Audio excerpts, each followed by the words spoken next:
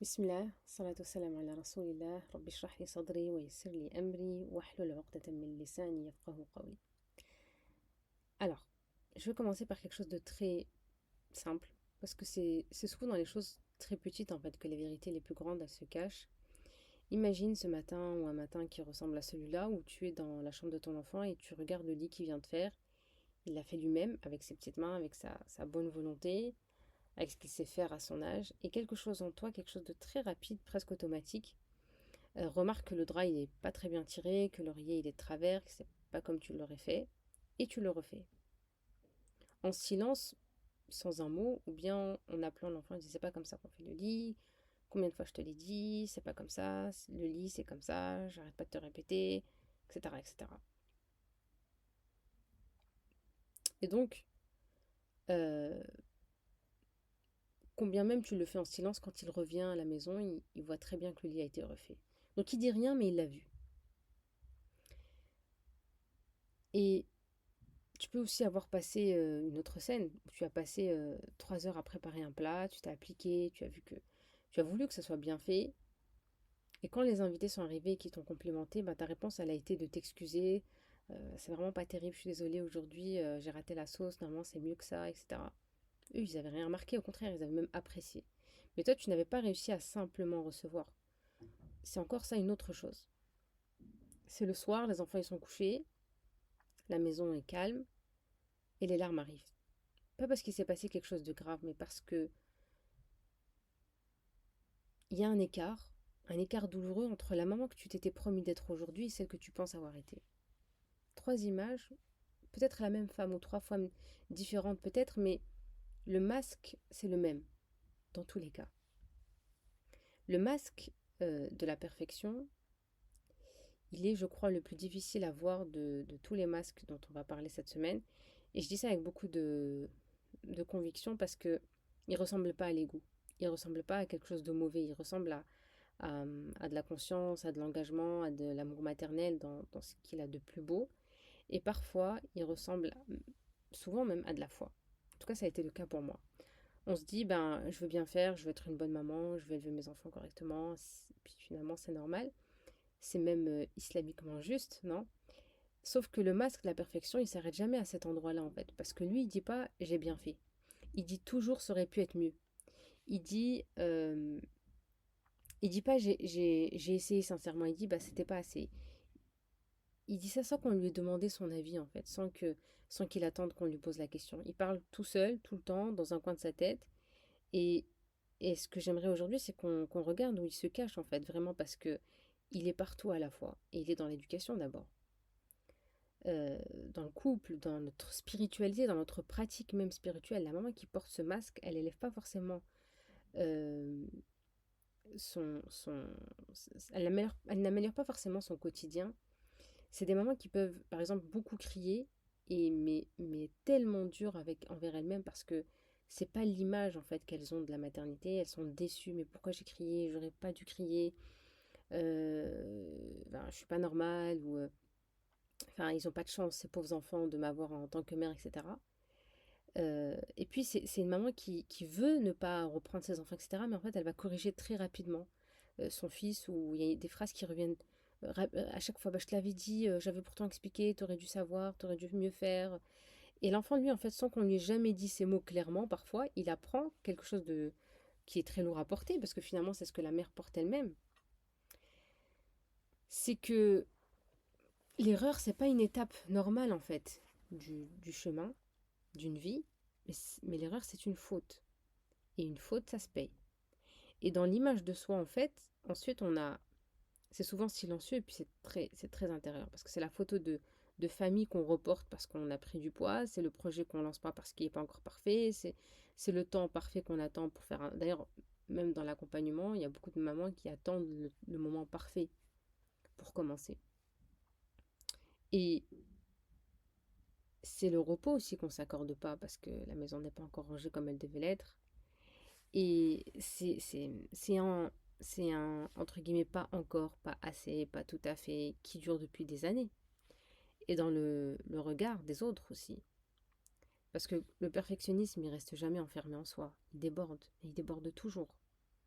On commence à regarder les autres mamans avec ce même œil critique qu'on pose sur soi-même. Et puis on compare les enfants, les maisons, les pratiques religieuses, les corps, les organisations, etc., les vacances. Et dans cette comparaison, en fait, qui est permanente, qui va toujours dans le même sens, ben, elles ont l'air de mieux s'en sortir. Elles semblent plus équilibrées, plus sereines. Elle, leur mari fait ci, elle, leur mère, elle est comme ça. Plus meilleure même dans leur foi. Et on perd de vue quelque chose qui est essentiel, en fait. On a oublié à qui appartient vraiment la perfection. Et c'est là que je veux m'arrêter avec toi aujourd'hui. M'arrêter parce que ce que je vais dire maintenant, c'est le cœur de tout ce podcast-là. Maintenant, vous connaissez l'objectif de ces séries-là, de ces podcasts. C'est ce que j'aurais voulu, en fait, qu'on me dise moi aussi bien, plutôt dans ma vie de maman ou de femme.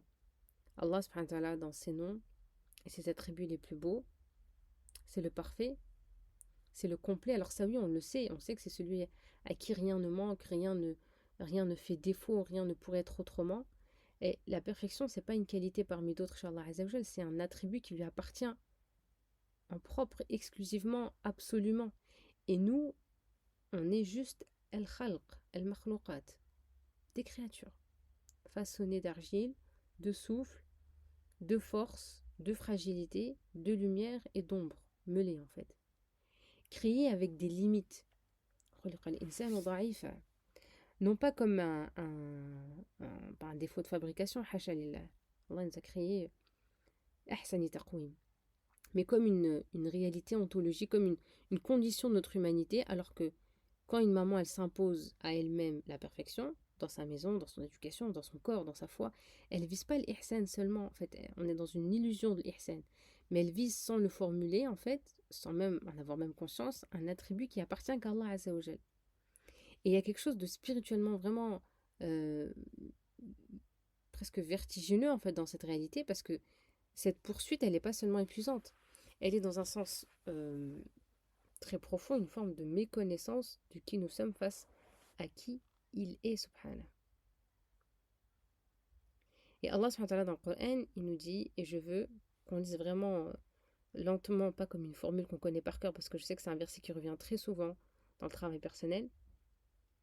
La yukallifu Allahu nafsan illa wus'aha. Il faut vraiment qu'on prenne conscience de moi, est-ce que j'en suis où en fait dans ce verset-là. Allah, il impose à aucune âme une charge supérieure à sa capacité. Ok, il y en a beaucoup qui le disent, qui le répètent, qui le conscientisent, mais ce verset, il dit pas fais de ton mieux, il dit quelque chose de bien plus radical et bien plus libérateur que ça en fait. Il dit, Allah lui-même, subhanahu wa ta'ala, le créateur, celui qui te connaît mieux que tu ne te connais, il n'a pas choisi de te mettre dans l'impossible.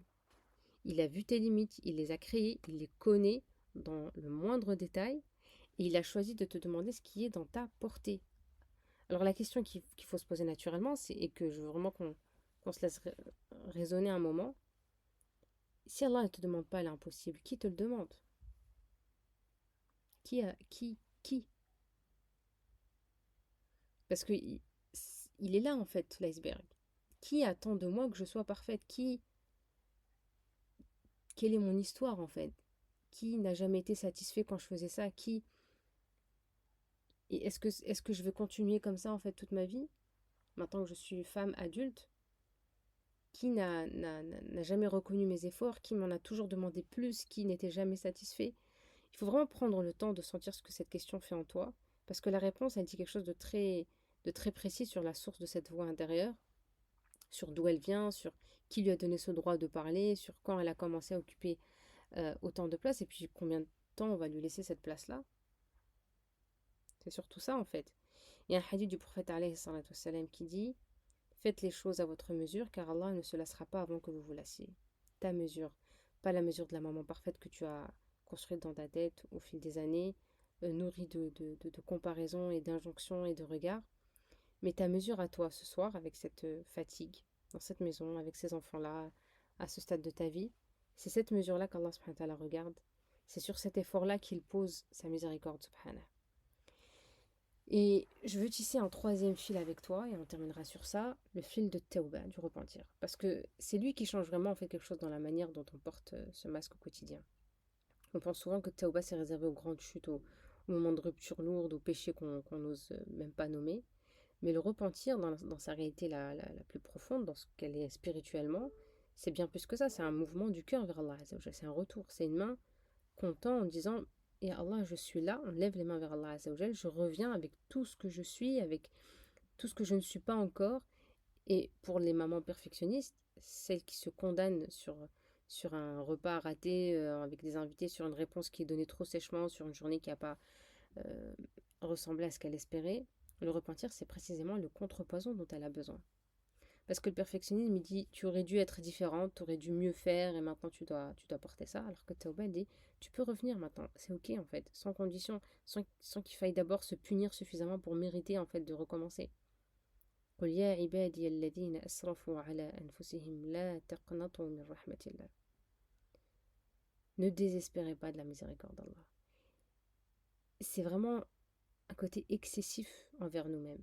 Et je veux vraiment qu'on s'arrête sur cette expression parce qu'elle parle exactement de ça, de celles qui se condamnent trop, de celles qui rejouent la même scène 100 fois dans leur tête en cherchant ce qu'elles auraient dû faire autrement, etc. De celles qui savent pas s'absoudre, même quand qu'elles ont sincèrement essayé, même quand elles ont donné ce qu'elles avaient. Allah il dit ne désespérez pas. Subhanallah. Sa miséricorde elle est plus grande, elle est absolument plus grande que le verdict que tu rends contre toi-même en fait. Et le prophète sallam, lui qui était le plus proche d'Allah Azza wa Jal, parmi toutes les créatures, lui dont la vie était un exemple de lumière, alayhi salatu wassalam, il faisait l'istighfar 70 fois par jour. Mais pas parce qu'il commettait 70 fautes, alayhi salatu wassalam, mais parce qu'il savait quelque chose que le perfectionnisme il refuse de savoir en fait. C'est que revenir à Allah Azza wa Jal, c'est pas une capitulation, c'est pas un aveu de faiblesse ou d'échec. C'est un acte d'amour déjà.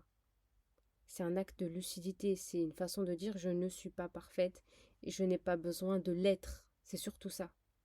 C'est même pas un objectif en fait, parce que toi tu l'es, subhanak. Et c'est tout ce dont on a besoin pour recommencer. Alors aujourd'hui, une chose, trouve juste un moment dans ta journée où tu t'es jugé trop durement, un moment où cette voix intérieure a rendu son verdict trop vite, trop sévèrement, sans rahma. Et dis juste pour toi, pas pour les autres, mais pas pour qu'on te voie. Entre toi et Allah Azza wa Jal, astaghfirullah wa atoub ilayh. Pas comme une punition, comme, pas comme la confirmation que tu avais raté quelque chose encore, mais comme une main levée vers Allah Azza wa Jal, vers celui qui est complet, le parfait. Et qui justement parce qu'il est parfait n'a jamais eu besoin que tu le sois. Barakallahu fikoum, j'espère que ce podcast-là t'aura été utile et qu'il t'aura ouvert les yeux sur ce masque-là. Qu'Allah te préserve et je te donne rendez-vous pour le prochain podcast. Wassalamu alaikum.